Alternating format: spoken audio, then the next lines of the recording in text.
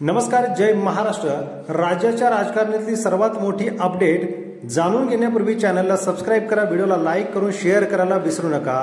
भारतीय जनता पक्षासोबत गेलेल्या अजितदादा पवार आणि एकनाथ शिंदे गटाचे आता धाबे दणाणलेले आहेत। भारतीय जनता पक्षाने जी सर्वात मोठी चूक केली तीच चूक आता त्यांना महागात पडणार असल्याचं दिसून येत आहे। महाराष्ट्रातील राजकारण हे वेगळ्या वळणावरती नेण्यासाठी कारणीभूत ठरलेला भारतीय जनता पक्ष यांच्यासाठी ही एक धोक्याची घंटा झालेली आहे।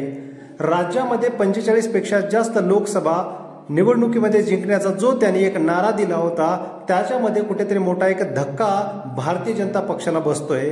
यामध्ये गेल्या वर्षीपेक्षा कमी जागा या भारतीय जनता पक्षाला मिळणार असल्याचा सर्वे समोर आल्यामुळे तो आता भारतीय जनता पक्षालाच महागात पडतोय। राज्यातलं फोडाफोडीचं राजकारण याचाच बळीचा बकरा बनलाय, तो म्हणजेच शिंदे गट आणि अजित पवार गट। या दोन्ही गटाला भारतीय जनता पक्षाने आता लोकांच्या नाराजीला सामोरे जावं लागतंय। भारतीय जनता पक्षाने केलेली ही चूक फोडाफोडीची तीच आता लोकसभेमध्ये त्यांची सर्वात मोठी चूक ठरणार आहे। यामध्ये सर्व जी चूक आहे ती देवेंद्र फडणवीस यांची मानली जाते।